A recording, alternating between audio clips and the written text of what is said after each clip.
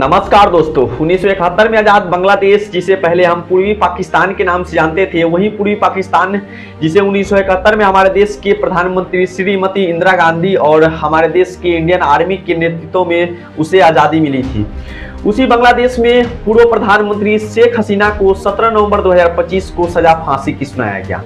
शेख हसीना के फांसी की सजा पर लोगों ने तालियां बजाया। तो दूसरी तरफ शेख हसीना के समर्थन में जितने भी लोग थे, आज शेख हसीना को लेकर के प्रोटेस्ट करना शुरू कर दिया है, क्योंकि वो नहीं चाहते कि हमारे देश में शेख हसीना की फांसी की सजा हो। शेख हसीना 2009 से लेकर 2024 तक बांग्लादेश के प्रधानमंत्री के रूप में रहे। 2024 में जिस तरह से बांग्लादेश में वहां के यूथ के द्वारा, लोगों के द्वारा प्रोटेस्ट किया गया था और शेख हसीना को मजबूरन वहां से देश छोड़कर भागना पड़ा।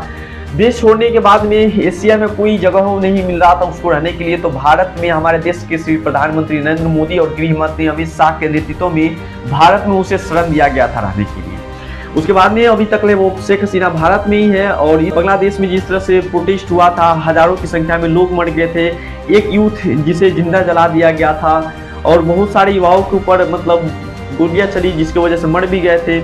इन सभी चीजों को देखते हुए शेख हसीना को सजा फांसी को सुनाया गया। शेख हसीना की फांसी की सजा पर भारत के ऊपर भी एक सवाल उठ रहा है, क्योंकि भारत में शेख हसीना है और भारत के प्रधानमंत्री श्री नरेंद्र मोदी क्या शेख हसीना को बांग्लादेश के लिए सौंपेंगे? ये सवाल बहुत टॉप हो रहा है, क्योंकि मुझे जहां तक अनुमान है कि शेख हसीना को देश के प्रधानमंत्री श्री नरेंद्र मोदी चाहेंगे बचाने के लिए। वो नहीं चाहेंगे कि शेख हसीना को बांग्लादेश के हवाले कर दे और उसे सजा फांसी की हो जाए। 2013 में बांग्लादेश और इंडिया के बीच एक समझौता हुआ था। बांग्लादेश और इंडिया के बीच में यह समझौता हुआ था कि बांग्लादेश से अगर कोई आतंकवादी या क्रिमिनल अगर भागकर मर्डर करके अगर इंडिया जाते हैं तो इंडिया वाले हमको सौंपेंगे, अगर इंडिया से कोई ऐसा करके आते हैं तो इंडिया वालों को हम सौंपेंगे। समझौता को देखते हुए 2020 में इसका हस्ताक्षर किया गया था। तो क्या इन सभी समझौता को देखते हुए देश के प्रधानमंत्री श्री नरेंद्र मोदी शेख हसीना को बांग्लादेश के लिए सौंपेंगे? अगर ऐसा सौंपते हैं तो बांग्लादेश के लिए तो ठीक होगा, अगर नहीं सौंपते हैं तो क्या बांग्लादेश और इंडिया को लेकर के आपसी विवाद होगा?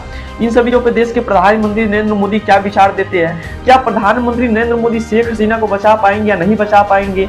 और क्या शेख हसीना को सजा फांसी की होना चाहिए था? इन सभी पे अगर आपका कोई विचार है तो कमेंट बॉक्स में कमेंट जरूर कीजिएगा।